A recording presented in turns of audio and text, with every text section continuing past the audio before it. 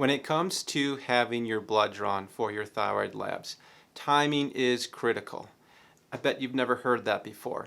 In today's content, we are going to be going over 4 of the main thyroid medications that are out there and when is the optimal time to have your blood drawn according to that medication.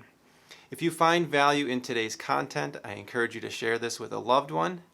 And at the end of this video, I will be sharing with you an additional tip on what to do before you get your blood drawn at the lab. All right, let's get into today's content. Okay, for today's video, I'm going to be discussing with you 4 of the most common thyroid medications and the best time to have your labs drawn according to that medication. So, the first one we're going to look at is Synthroid, which is T4. So T4 it typically has a long half-life. We're not going to get into that, but it's got about a 3.5-day half-life. The important part to know is that T4 peaks in about 2 to 4 hours after taking the medication. That medication will last in your body roughly about 18 to 20 hours, depending on the patient. The best time to have your blood drawn, if you're just taking Synthroid, is between 4 to 16 hours after your last dose. So, in my opinion, get that around 4 hours. So, we'll get more into that in a minute. The next medication we're going to be looking at is T3 or Cytomel. So, timing of that test. So, let's just say you're taking Cytomel, you're taking 1 tablet every morning. T3 or Cytomel peaks in your body after 1 to 2 hours of taking that medication.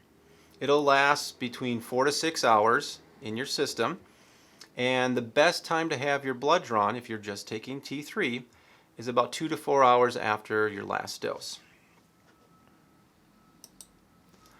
Okay, next one up, natural thyroid. So timing of thyroid USP, which is a combination of T3 and T4. The best time, if you're on this medication, to have your labs drawn, or your blood drawn, is 4 hours after your last dose.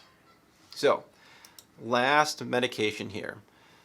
If you get your medication at a compounding pharmacy, such as our own here, you'll get typically what's called compounded T3, T4 in a slow-release capsule. Slow-release capsule is abbreviated here as an SR. Capsule peaks within about 1 to 2 hours after you've taken that medication. Slow release capsules last, I'd say, it says 10 hours, I'd say between 8 to 10 hours, most typically for patients. Best time to have your blood drawn, if you're taking this particular type of medication, is roughly between 4 to 8 hours after your last dose. So, having said all of that, what we essentially want to do is, depending on if your medication changes over time. I have patients here at the pharmacy. They'll be on Synthroid. They'll be on Cytomel for a short period of time. Doctor's trying to figure out exactly what the right dose is, what the right formulation needs to be. For most patients out there, I'm going to tell you, just keep 4 hours in mind. Anytime you get your blood drawn for thyroid labs, test after 4 hours.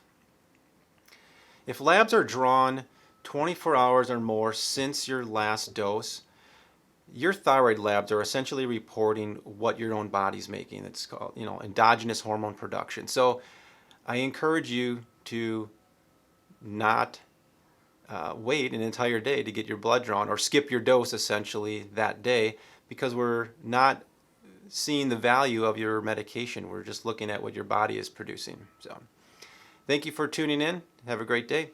One important tip to remember before getting your blood drawn for your thyroid labs, and that is this. Sit in the waiting room for at least 15 minutes before they draw your blood.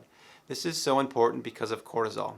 If you are stressed out, you're rushing to the lab, you're late getting there, that cortisol can negatively impact those labs. In next week's video, I will be discussing more about cortisol and its negative impact on thyroid function. If you found value in today's video, I encourage you again to share that with someone you may know. And if you'd like to schedule a one-on-one consultation, please call the pharmacy and we can sit down together and go through those labs and best optimize each one of those so that your thyroid is working to its optimal performance. If you haven't done so already, I encourage you to click the notification bell to stay up to date on our pharmacy's video postings. Have a great day.